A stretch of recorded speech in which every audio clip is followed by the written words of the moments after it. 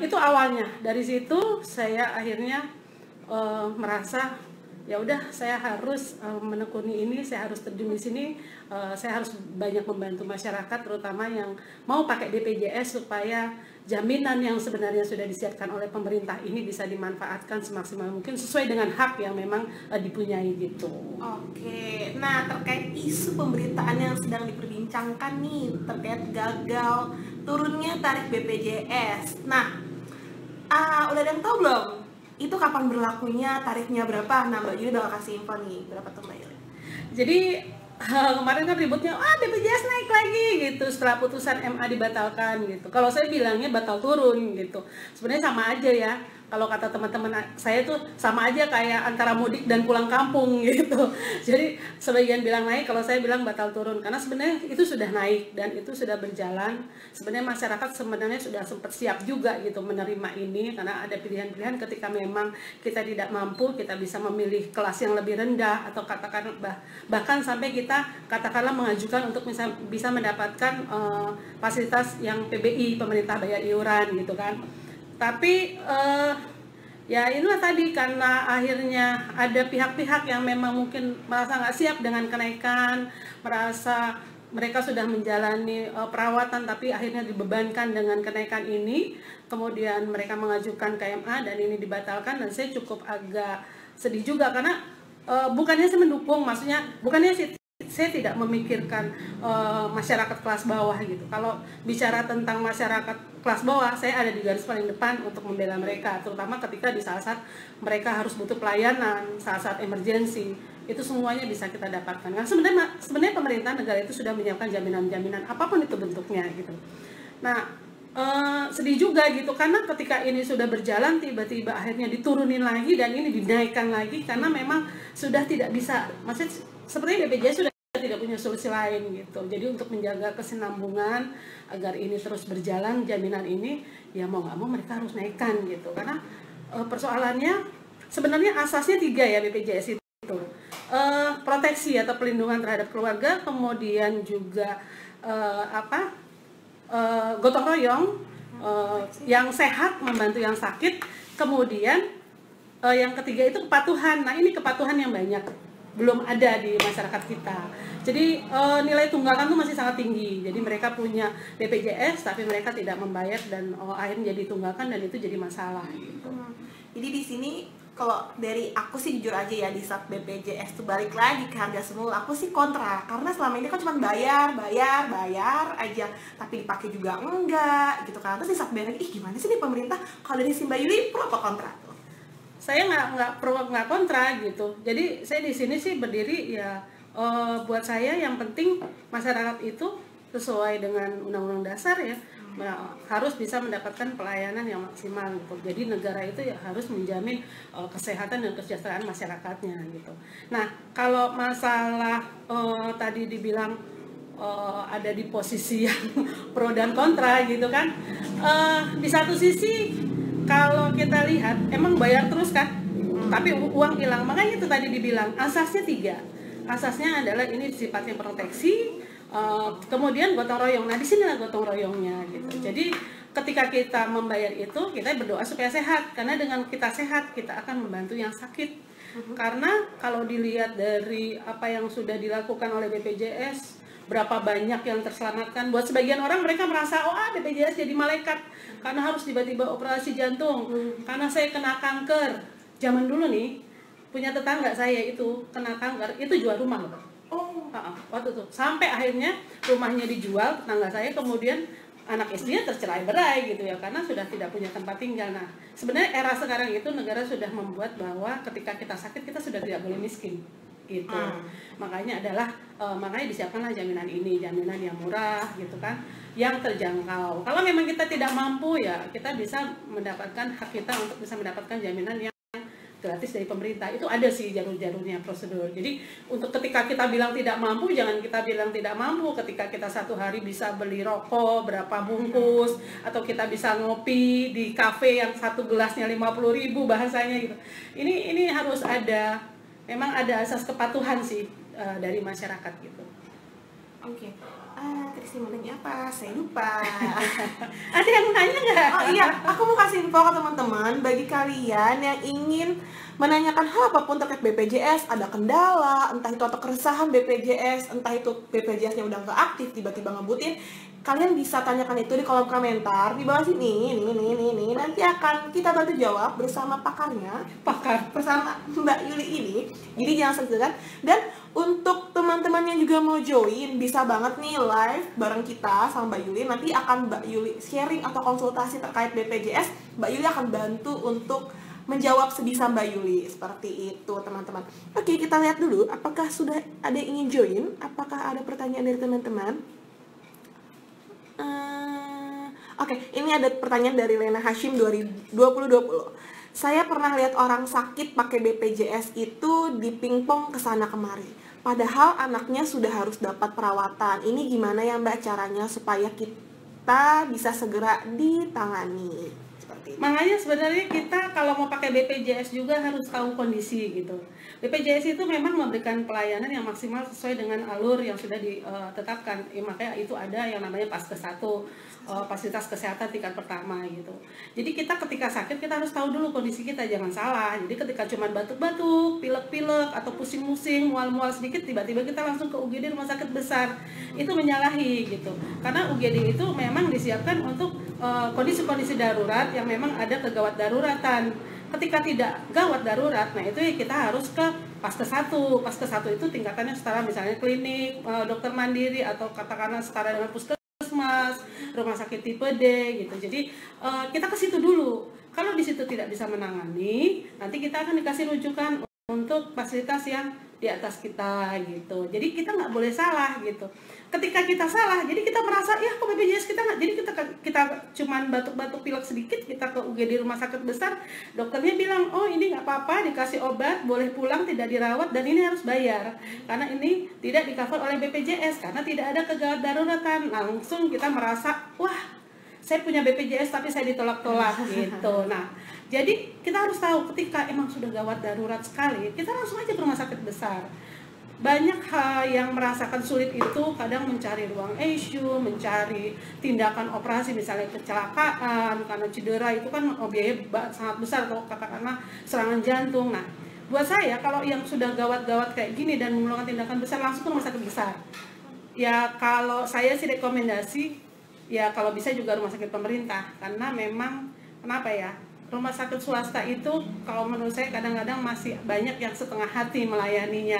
Bahkan mereka kadang sering melakukan penolakan secara halus gitu kan. Dan itu yang emang saya temuin di lapangan gitu. Jadi sebenarnya di pingpong sana kemarinya itu kita juga harus tahu dasarnya. Kalau udah emergency banget saya rasa nggak ada yang berani pingpong karena ini berkaitan dengan kondisi pasien. Nah, itu bahaya. Kalau rumah sakit sampai berani menolak, kemudian akibatnya fatal, misalnya dia sampai terjadi sesuatu, itu bisa dituntut gitu kan. Nah, kadang-kadang misalnya yang susah itu setengah-setengah nih kondisinya. Gawat darurat banget enggak, tapi biasa-biasa aja juga enggak. Nah, ini mereka sepertinya ini akan mendapatkan perawatan yang katakanlah cukup mahal. Udah ini males deh nih. Rujuk sana, rujuk sini gitu.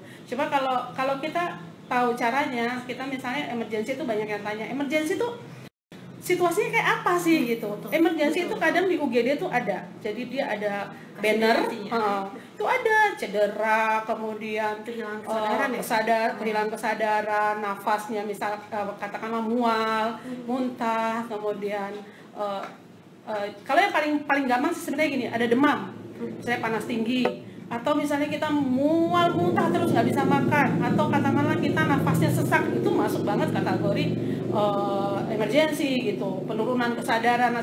Jadi hal-hal yang memang mengancam keselamatan jiwa itu pasti masuk kategori emergency, dan ini bebas di seluruh Indonesia, masuk rumah sakit UGD manapun, mau rumah sakit besar, BC, itu bebas gitu loh. Jadi bisa pakai BPJS gitu. Tapi kalau untuk kondisi tidak darurat memang harus lewat Paskes 1 dulu. Apalagi ada pertanyaan? Ada lagi. Ada dari aku bacain sebentar dari Puspawai. Halo Bu, saya punya bayi 4 bulan. gimana caranya buat BPJS dan apakah saya bisa buat BPJS KIS dari pemerintah. Nah ini nih nyambung banget nih sama postingan Mbak Yuli kemarin ya kan. Mbak Yuli ngeposting apa sih perbedaan BPJS, KIS, Jamkesda. Nah bisa banget nih sekalian di sharing oleh Mbak Yuli. Bayi 4 bulan itu yang penting syaratnya. Jadi kalau kita mau mendaftarkan anggota keluarga kita itu yang penting sudah terdaftar di dalam KK. Oke. Gitu. Jadi peserta BPJS itu harus punya NIK. Dan biasanya NIK-nya sih itu sudah ngeling ya, bahasanya ngeling ke Kementerian Dalam Negeri gitu. Jadi banyak kadang-kadang masalah timbul, misalnya kakaknya belum diperbarui, tiba-tiba mau bikin BPJS, wah nggak ngeling nih, nggak update. Nah itu harus diupdate karena kita sekarang udah iktp, jadi semua tuh udah ngeling. Jadi kalau kita punya bayi usia 4 bulan, yang penting kita urus dulu dia aktenya, masukkan ke dalam KK. Ya, tinggal kita daftarkan. Nah, itu mengikut. Jadi kalau ibunya dan bapaknya sudah punya BPJS, misalnya BPJS Mandiri kelas 1, ya anaknya harus Mandiri kelas 1. Oh. Kalau bapak ibunya itu punya yang gratis dari pemerintah, ya anaknya ikut yang gratis gitu.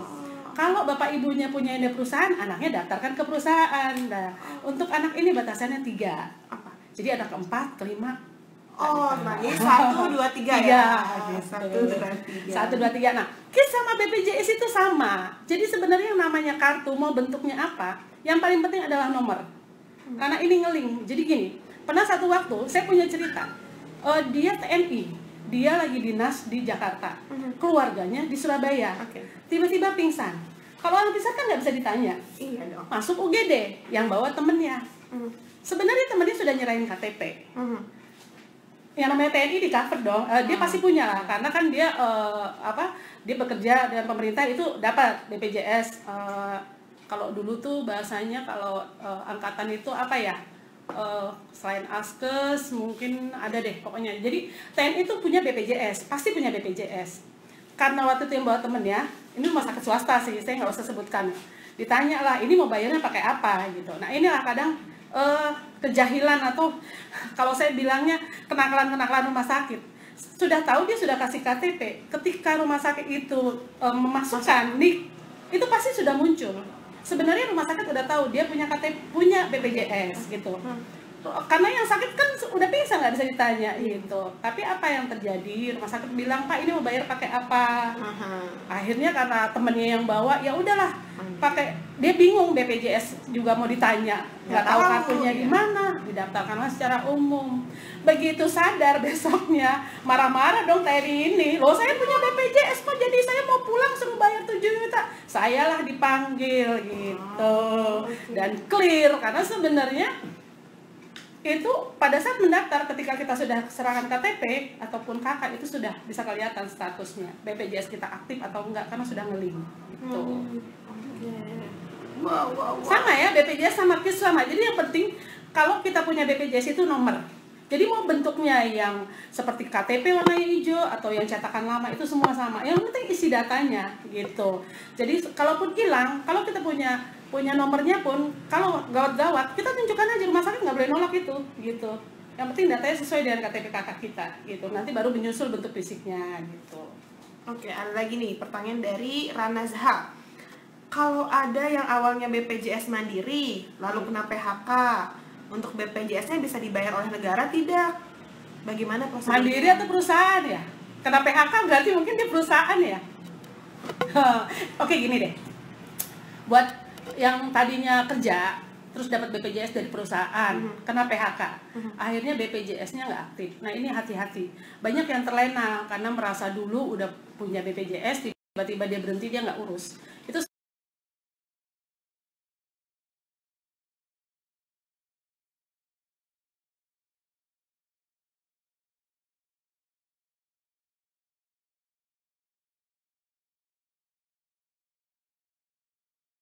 nih, tiba-tiba kena serangan, nyeri dadanya, itu tahu-tahu di UGD sudah diponis jantung lah segala macam.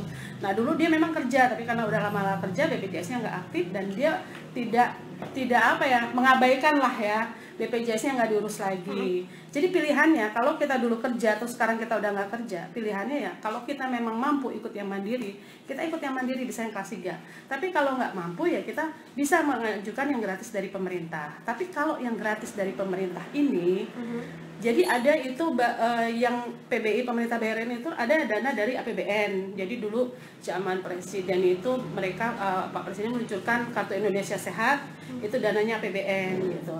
Nah, ada juga yang dari APBD.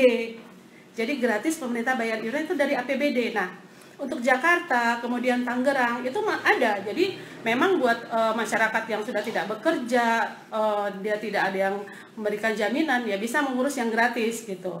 Tapi untuk daerah-daerah seperti Tangerang Selatan, kemarin ada BPJS yang gratis, tapi sudah dicabut sekarang. BPJS yang gratisnya sudah dicabut. Jadi harus hati-hati ya buat warga Tangsel yang kemarin BPJS-nya gratis, coba tolong dicek lagi masih aktif atau enggak. Kalau misalnya enggak aktif, ya untuk Tangsel itu memberikan keringanan gini, untuk berobat ke puskesmas atau ke RSUD cukup pakai KTP sama KK, tapi ketika kita mau berobat harus dirujuk ke rumah sakit besar, ya kita hanya bisa punya pilihan mengurus Jamkesda itu aja gitu, karena BPJS gratis sudah dihapuskan. Terus saya dengar lagi juga Bekasi Sehat, BPJS gratisnya sudah dihapuskan juga karena dana APBD-nya mungkin tidak mencukupi atau ada masalah, ya ini nggak tahu deh, saya juga bingung juga gitu. Lanjutannya katanya BPJS-nya mandiri Bu, karena nggak di cover sama kantor ternyata. Oh, mandiri ya. Nah, kalau mandiri, kalau misalnya mau berubah gratis tinggalnya di mana?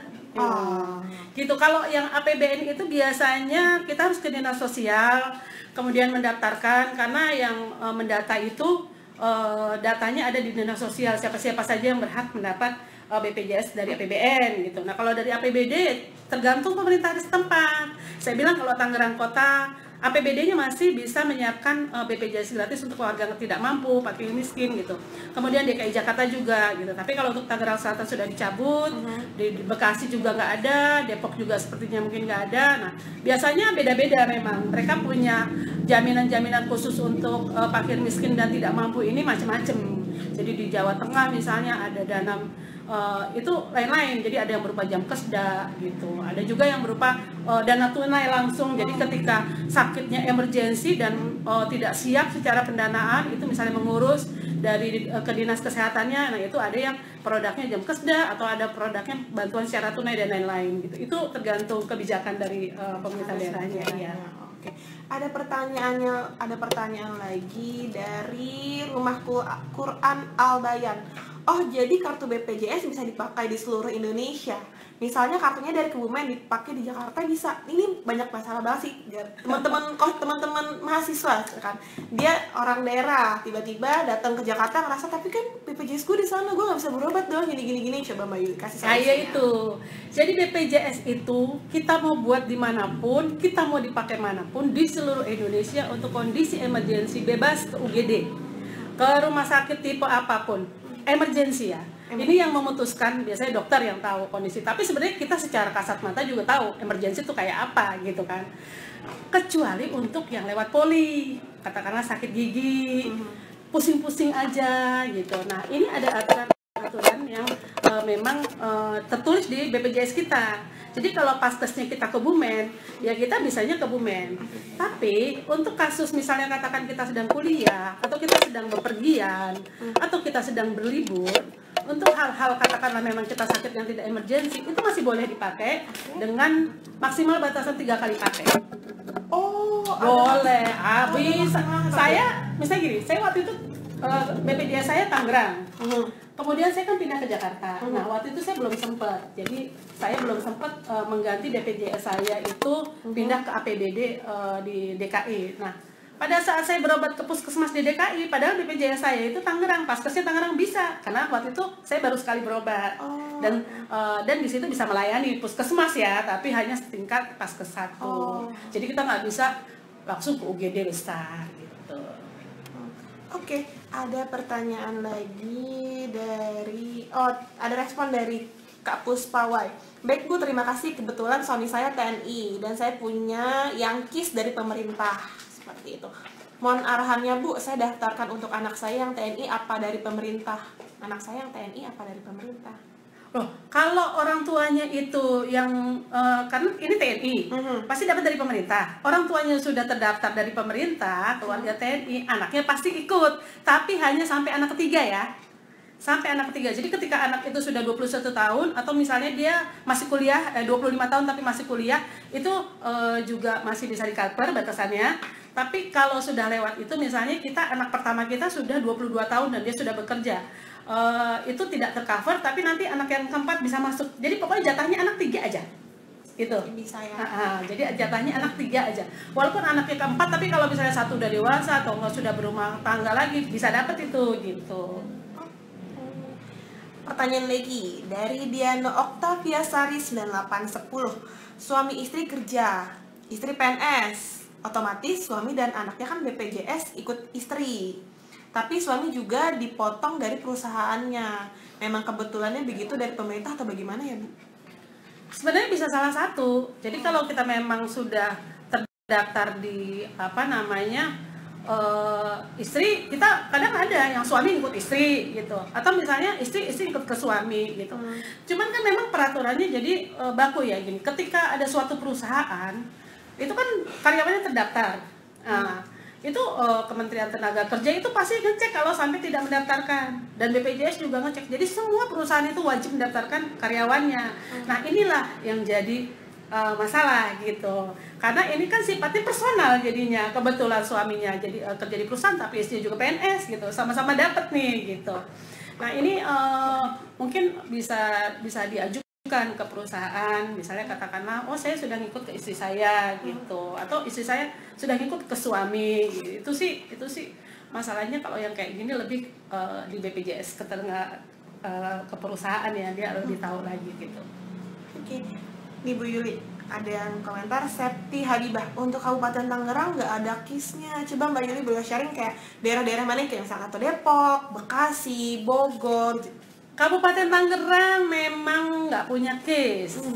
Maksudnya sebenarnya kita nyebutnya gini ya, KIS itu Kartu Indonesia Sehat. Kartu Indonesia Sehat itu terdiri dari yang mandiri, yang perusahaan, ataupun yang gratis. Kalau BPJS itu sebenarnya badan penyelenggaranya, cuman kita sudah salah kaprah dari awal.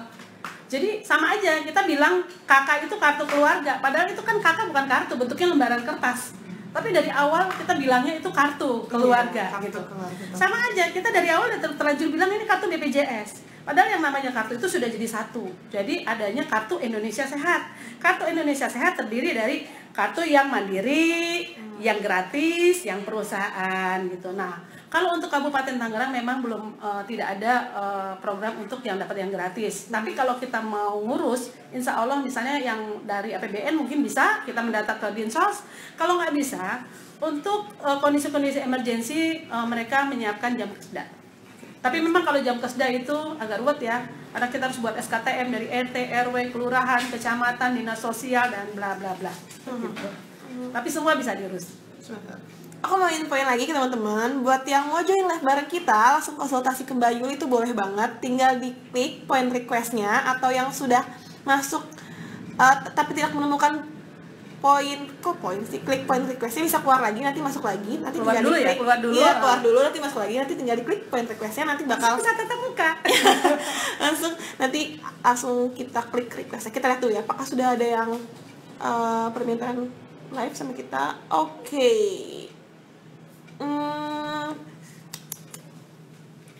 Ada pertanyaan lagi nih Mbak Yuli dari, sebentar kita lihat tuh.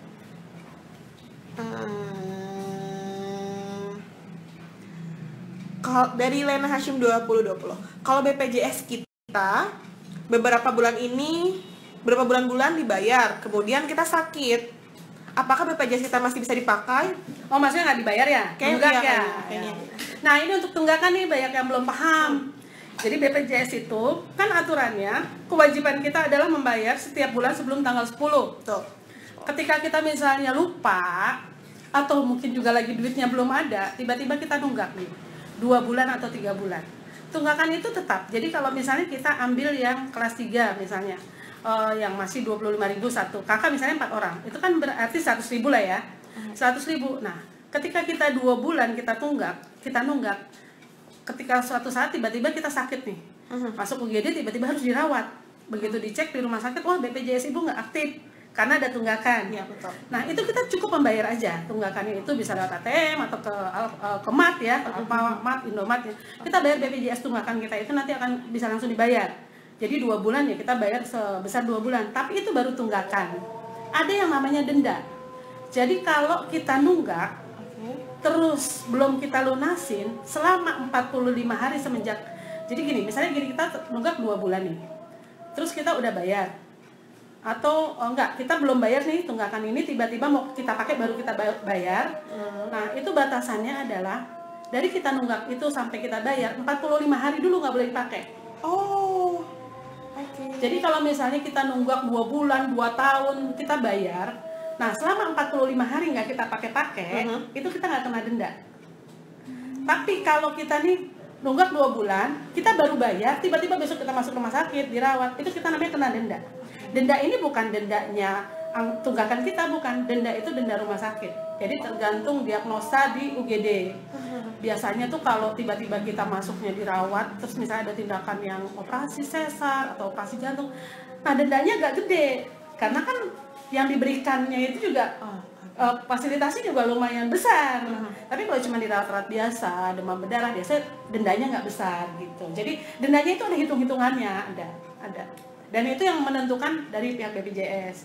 Jadi ketika kita sudah bayar nih tunggakannya, itu langsung aktif. Nanti kalaupun nggak langsung aktif, misalnya belum aktif, kita kasih aja nih struknya pembayaran ke rumah sakit. Ini Bu, tunggakannya sudah kita bayar. Nah, berarti BPJS kita sudah bisa digunakan. Tinggal nanti ada hitungan-hitungan denda yang kita perlu ke BPJS, nanti dikasih tahu nih dendanya sekian ya, lalu kemudian dibayar lewat kantor pos gitu. Oke, kita lihat dulu pertanyaan selanjutnya. Ada dari Septi Habibah. Jamkesda hanya berlaku untuk RSUD Tangerang. Sintalana. Untuk rumah sakit yang lain nggak bisa. Nggak seperti Kota Tangerang yang bisa menggunakan KK. Seperti itu. Oh, ini yang mungkin ngerespon sama yang tadi kali ya, Mbak? Ya, Jamkesda Kabupaten Tangerang. Jadi kalau aturan itu memang masing-masing daerah. Jadi kalau di Kabupaten Tangerang itu memang Jamkesdanya bisa dipakai hanya untuk rumah sakit yang memang sudah ditentukan, dan itu biasanya rumah sakit itu adanya di Kabupaten Tangerang. Jadi ketika rumah sakit itu adanya di luar Kabupaten Tangerang nggak bisa. Tuh. Oke. Ini kita udah berapa lama? Sebenarnya pengen dapat pengetahuan juga nih dari Mbak Yuli. Jadi Mbak Yuli ini kan sering membantu pasien-pasien yang terkendala di rumah sakit, entah itu BPJS yang nggak aktif atau dia nggak punya BPJS. Itu tuh pengalamannya gimana sih Mbak? Mbak mendampinginya sampai bisa ngebantu si keluarga pasien ini benar-benar tanpa biaya keluar dari rumah sakit, Mbak, seperti itu. Karena aku cek dulu ini udah berapa menit. Ada yang mau live? Iya, ada yang mau live. Atau kita sambung lagi, nanti kita live lagi untuk sesi keduanya, teman-teman. Jadi aku offin dulu, nanti kita bakal on lagi. Jangan lupa untuk join. Mbak Yuli bakal di Eropa juga bahkan butuh puluhan tahun gitu untuk bisa sampai sempurna ke masyarakat. Cuma saya berpikir lagi gitu, ternyata sekarang saya udah mau tahun ke-6 aja. Kemarin sebenarnya sudah banyak kemajuan, banyak masyarakat teredukasi, tapi kok kelihatannya selalu berulang ya, masalahnya itu berulang, itu aja gitu. Bahkan kadang-kadang saya sampai udah merasa segen, capek, itu lagi gitu. Dari awal-awal dulu saya bahkan kadang-kadang suka fight di UGD, kemudian saya bahasanya kadang suka dulu malah suka, wah kalau Bu Yuli udah marah-marah gitu. Tapi saya mikir lagi gitu, ternyata saya juga nggak bisa kayak gitu ketika mengadvokasi masyarakat. Kadang-kadang mereka yang ada di lapangan, petugas-petugas, dokter-dokter itu memang sudah ditentukan, kebijakannya itu sudah ada gitu. Jadi manajemen itu sudah membuat kebijakan-kebijakan yang harus diturutin gitu. Makanya saya sekarang mungkin agak lebih lunak ya ketika mengadvokasi atau membawa masyarakat untuk berobat ke rumah sakit. Karena apa? Sebenarnya mereka memang ya tersandera dengan peraturan gitu. Cuma kan banyak sih pengalamannya ya. Saya sampai bingung mau cerita yang mana gitu. Tapi kebanyakan memang sebenarnya kalau dari BPJS aturan-aturannya sudah jelas, sudah clear. Karena memang mereka aturannya merujuk kepada Permenkes ya. Jadi peraturan yang tinggi. Kita juga mengenal ada yang namanya undang-undang kesehatan dan undang-undang rumah sakit gitu. Jadi kalau buat saya ketika mengadvokasi masyarakat apapun itu persoalannya, masalahnya terkait dengan medis, terkait dengan administrasi, selagi itu masih sesuai dengan undang-undang yang berlaku ya saya terus jalanin gitu. Jadi advokasi masyarakat pengalamannya banyak, mungkin kalau di sini nanti aduh nggak akan cukup gitu. Cuman satu pesan saya yang penting sebenarnya, kita tuh sekarang ya memang harus sedia payung sebelum hujan. Jadi kita tuh harus sedia payung sebelum hujan. Jadi kita memang harus benar-benar punya jaminan gitu. Baru aja kemarin teman saya ya, teman SMA, tiba-tiba istrinya sakit, jatuh, kemudian kakinya patah, dan itu ternyata menghabiskan biaya yang banyak banget, puluhan juta. Akhirnya begitu sudah begitu baru membuat BPJS gitu. Jadi kadang-kadang memang harus kena musibah dulu gitu kan. Nah, kalau yang paham, misalnya begitu kena musibah, ingat saya, dia misalnya nggak tahu alurnya, bagaimana supaya katakanlah dia punya BPJS ini bisa kepakai, itu enak, mungkin saya bisa arahkan atau saya bisa dampingin. Tapi kan nggak banyak semua orang tahu gitu keberadaan relawan, keberadaan orang saya, apalagi kepanikan. Jadi kan biasanya orang itu kalau menghadapi orang yang kita sayangin itu sakit, biasanya adanya cuma panik, dan biasanya kalau sudah panik semua ingatan sudah hilang. Bahkan mungkin ingat sama saya aja enggak gitu. Begitu udah terlanjur masuk umum lah atau udah terlanjur begini begitu baru ingat, baru telepon saya. Akhirnya ya itu yang bikin kadang-kadang saya agak sedikit susah gitu ya. Jadi sebenarnya semuanya tuh bisa kalau misalnya sudah punya jaminan, orang yang sakit, misalnya masyarakat sudah punya aja jaminan, minimal gini, dia sudah punya BPJS, walaupun nggak aktif pun nggak masalah gitu, karena BPJS ini nggak bisa dihapus ya, kita nggak bisa nggak aktif loh teman-teman. Jadi BPJS ketika kita sudah mendaftar, seumur hidup kita akan terdaftar. Jadi yang mematikan BPJS itu hanya kematian gitu, hanya kematian, baru kita bisa dihapus gitu. Jadi kalaupun misalnya kita punya BPJS, kita males nggak pernah bayar pun ya nggak masalah, karena apa? Akhirnya nggak aktif. Kalau nggak aktif kita nggak bisa pakai. Nah, permasalahannya sekarang adalah banyak banget masyarakat yang punya BPJS nggak aktif, didiemin. Begitu sakit, Bu Yuli gimana nih, BPJS saya nggak aktif gitu. Nah makanya ya kalau yang masih punya tunggakan memang ya kita belum bisa, maksudnya pemerintah itu belum bisa menghapus tunggakan. Jadi yang kira-kira memang punya tunggakan mulai nabung lah. Celengin aja, misalnya satu hari 5.000 masukin ke celengan. Itu nanti kalau udah banyak ya udah dibuat bayar tunggakan, karena tunggakannya kan nggak nambah-nambah gitu. Betul. Ya kan 5.000 sehari gitu. Tapi jangan menunggu sudah punya tunggakan, BPJS-nya nggak aktif, tiba-tiba masuk rumah sakit dan mau pakai itu hari jadi kendala. Tetap aja harus nyiapin duit besar kan gitu. Jadi memang kita harus sedia payung sebelum hujan. Sedia payung sebelum hujan. Pastikan kita punya jaminan. Gitu. Ada pertanyaan lagi dari Lena Hashim 2020. Kalau BPJS kita kelas 3 dan ketika kita masuk ke kamar untuk kelas 3 penuh, apakah kita akan ditolak atau gimana ya Mbak? Apakah yang harus kita lakukan jika kita ditolak seperti itu? Kalau kita punya BPJS kelas 3 memang nggak banyak pilihannya ya. Jadi BPJS, jadi rumah sakit itu kan ada kelasnya, kelas 1, kelas 2, kelas 3. Ini ke depan sudah mulai muncul nih wacana BPJS akan menghapus kelas gitu. Saya sih setuju aja gitu. Jadi ya modelnya kayak di luar negeri itu kan kayak hanya barang aja, gitu. Semua sama begitu kalau yang pakai jaminan ini gitu. Jadi memang kelasnya jadi masalah. Ketika orang punya BPJS kelas 1 banyak yang mengeluh, giliran masuk rumah sakit ditaruhnya juga di kelas 3. Karena katanya kelas 1, kelas 2 penuh. Giliran punya BPJS kelas 2, kelas 2-nya juga katanya penuh, dikasih kelas 3 juga gitu. Giliran dia punya kelas 3, dibilang penuh. Aduh. Gua sih malah kamar gitu kan. Maksudnya gimana nih gitu. Jadi kalau saya sih gini, ketika memang kita emergensi sudah sampai UGD, nggak ada tuh istilah kita keluar dari UGD jadi 2, keluar ya kita sudah sehat, sudah dinyatakan stabil, atau katakanlah keluar tidak ada kegawat darurat, misalnya sudah dimodali dengan obat, atau bahasanya kalau memang emergensi banget dan memang itu ibaratnya mungkin bahasanya agak kasar ya, maksudnya ibaratnya kita meninggal atau tinggal nama, ya sudah baru kita bisa keluar dari UGD. Jadi jangan tanggung-tanggung. Sekarang kebanyakan masuk UGD masih butuh perawatan, sudah kesadarannya menurun, dibilang penuh, akhirnya mau dia tuh pasien dibawa keliling-keliling dari satu UGD ke satu UGD. Carinya apa? Kamar. Salah. Kita tidak mencari kamar. Kalau dibilang kamarnya penuh, ruang enggak. Kita itu bawa orang sakit ke rumah sakit, kita ingin mendapatkan pelayanan kesehatan. Jadi kalau kita sudah bawa pasien dengan kondisi emergency, UGD tangani dulu. Itu tugas. UGD itu kan ada gawat darurat. Tugasnya menangani dulu. Mau ntar kamarnya ada, mau enggak, tidak. Nggak ngebahas itu. Tangani dulu di UGD, sudah ditanganin sesuai dengan SOP yang berlaku. Barulah, kalau memang ini ada indikasi rawat inap, carilah. Kalau penuh, sebenarnya kalau menurut aturan peserta BPJS itu tinggal duduk manis keluarganya, nggak pusing-pusing, nggak kayak sekarang harus mencari rujukan ke sana. Tidak, kalau sesuai aturan ya. Kemudian nanti pihak rumah sakit, kalau memang dia tidak bisa memberikan fasilitasnya, dia akan merujuk ke rumah sakit lain yang terima BPJS. Kalau fasilitasnya kelas 3 penuh, boleh. Kelas 3 itu ditaruh dulu di kelas 1, boleh. Batasannya 3 hari. Jadi kalau misalnya udah kita di BPJS kita kelas 3, kelas 3-nya penuh, naik ke kelas 2 boleh, naik ke kelas 1 boleh, batasannya 3 hari.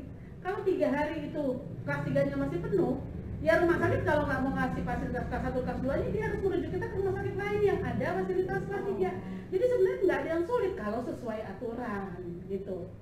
Kemudian sama juga kalau BPJS kita kelas 1, ketika kita ditaruhnya di kelas 3, kita itu sebenarnya hanya 3 hari aja boleh ditaruh di kelas 3. Karena kan kita BPJS kita kelas 1, kalau udah 3 hari kita harus dipindahkan ke kelas 1. Kalau rumah sakit itu nggak punya, pindahkan ke rumah sakit lain. Tapi yang di lapangan itu tidak bisa begitu. Merujuk tuh nggak gampang gitu, apalagi dengan BPJS. Merujuk antar rumah sakit itu harus calling-callingan antara perawat, kondisinya begini, harus mengirim dengan ambulan, dan itu kan budget pos-pos yang perlu keluar gitu. Sedangkan sekarang rumah sakit yang terima BPJS aja UGD-nya pas dokternya dan petugasnya aja terbatas, apalagi suruh ngurusin merujuk sana, merujuk sini, gak ada yang mau. Jadi ya kalau buat saya aturan-aturan rujukan yang ada sekarang ini ya mandul. Ada pertanyaan lagi Mbak Yuli, ya. Dari Septi Habibah, kalau BPJS perusahaan nggak aktif, terus dia mau pindah ke BPJS Mandiri, bisa nggak Mbak? Soalnya perusahaan sudah tidak ada dan tidak ada surat PHK juga. Aduh repot ya. Gini, untuk sekarang ini, jadi yang BPJS-nya dari perusahaan itu kita sebutnya mutasi ke mandiri atau mutasi yang ke gratis gitu. Itu syaratnya salah satunya kalau ke BPJS harus bawa paklarin yang menyatakan bahwa memang dia sudah. Nah ini yang masih agak repot, itu masih jadi syarat ya, syarat administrasi gitu. Ya mungkin kalau memang tidak ada PHK ya mungkin ya ada cara lain ya, itu nanti bisa datang ke kantor BPJS gitu. Saya juga belum tahu formulanya seperti apa, kalau yang nggak ada paklarin bisa atau enggak gitu. Karena selama ini sih kalau yang nanya ke saya minta bantuan arahan, rata-rata mereka pada punya paklarin gitu. Jadi tinggal datang aja ke kantor BPJS bawa KTP KK, kemudian bawa paklarinnya dari perusahaan langsung pindah ke yang mandiri atau pindah ke mana gitu. Oke, mau ingetin lagi ke teman-teman, bagi yang mau konsul langsung ke Mbak Yuli, join live bareng sama kita, jangan lupa diklik requestnya di bawah situ. Kalau nggak keluar, nanti Keluar dulu. Kalau nggak keluar, file requestnya tinggal keluar dulu, nanti join lagi. Nanti bakal kita pilih, bagi kalian yang beruntung bakal join live dan langsung konsultasi Ayo Mbak Yuli. ayo live, ayo. Kayak gitu. Ada pertanyaan lagi kita. Coba kita cek dulu ya, teman-teman. Oh ya, Mbak Yuli kan juga apa namanya? Kayak tadi kan Mbak Yuli bilang ada peraturan-peraturannya, mulai dari Askes 1, Askes 2, Faskes 1, Faskes 2, terus juga ada kelas 1, kelas 2, kelas 3 itu tuh diatur di mana sih Mbak? Peraturannya bagi kita nih awam banget nih sama hukum tuh diatur di mana sih? Biar kita belajar juga sama-sama. Jadi dulu awal-awal saya pernah audiensi dengan Humas BPJS, jadi saya bilang, Pak, di mana-mana itu kalau orang masuk asuransi kesehatan, mereka dibekali dengan berkas, arsip. Nah, yang ini loh hak kita, kemudian ini kewajiban kita. Terus kita tahu sampai di mana di covernya.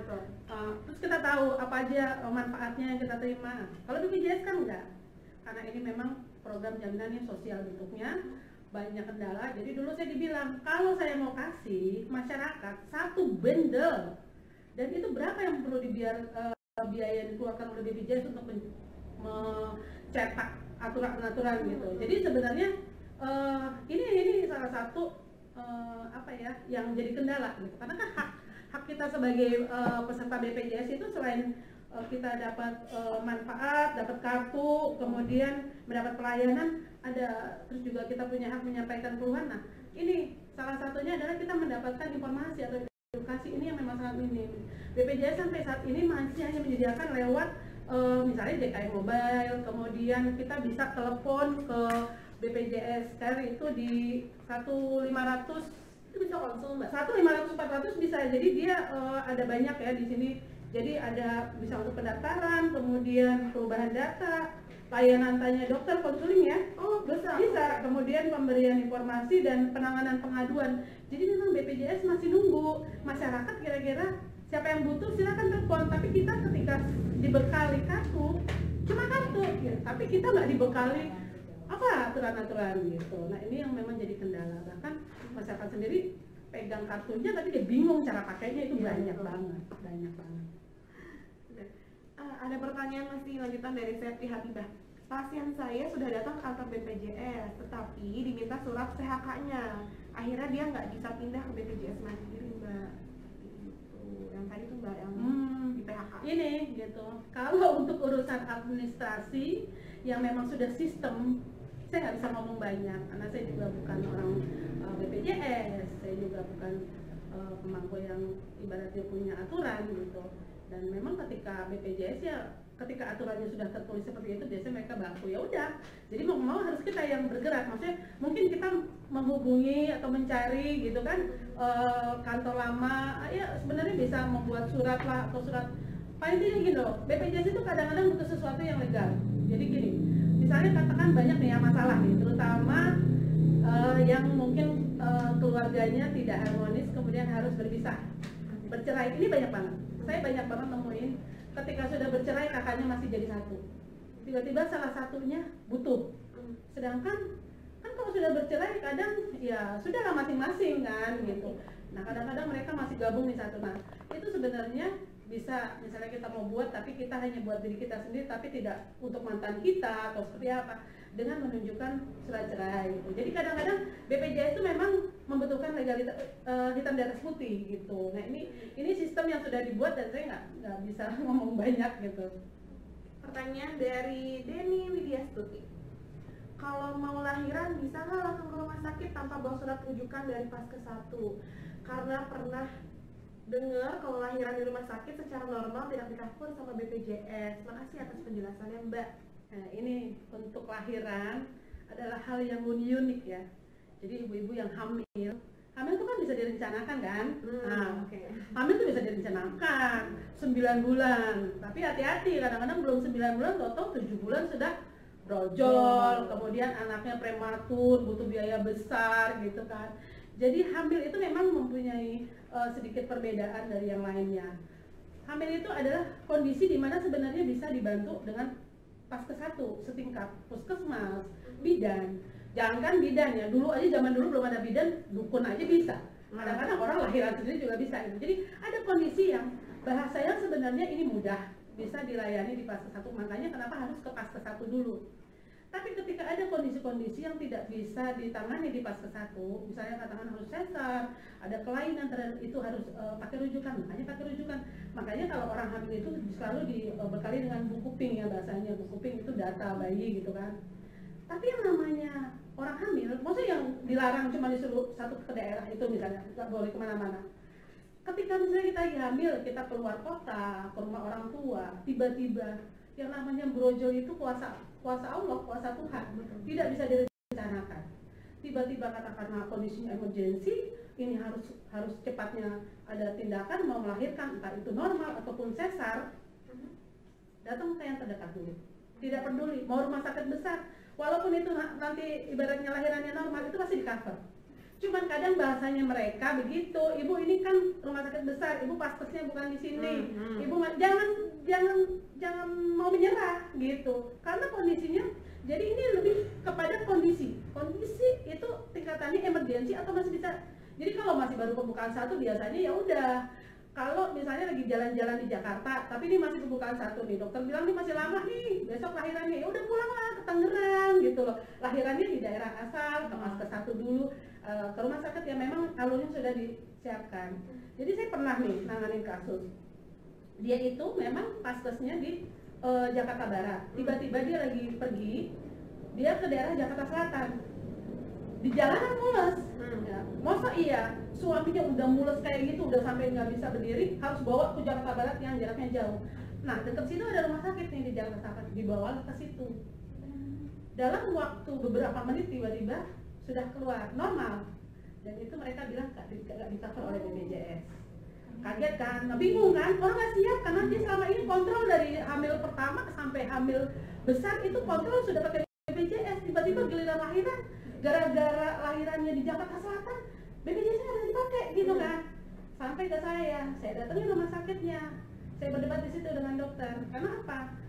Ketika dalam sekian menit dia tiba-tiba lahiran, itu masuk kategori emergency. Jadi harus di-cover BPJS, nggak ada kata enggak.